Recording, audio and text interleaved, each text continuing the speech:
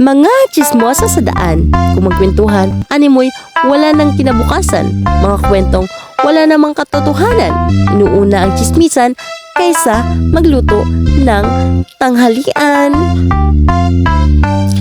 Ate, buhay namin ay huwag pakialaman. Dahil pagmumukha mo'y hindi namin pinampakaalaman. Manood ka na lang ng TV sa inyong tahanan. Nang mabawasan naman ang tsismosa sa daan.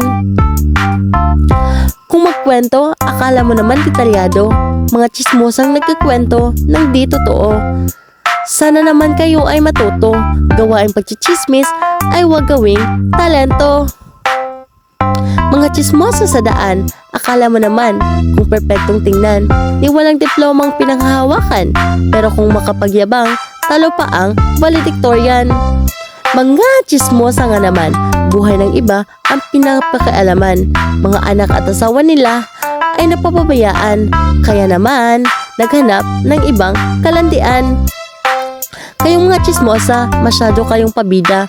Di nyo naman kinakaganda at kung makaasta, akala mo may kaya. Di naman ako perpekto, pero di naman ako kagaya nyo.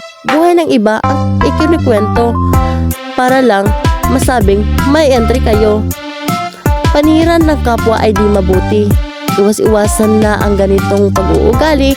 Baka bibig nyo'y lalaki pa ng lalaki kung ayaw nyong magsisi sa huli.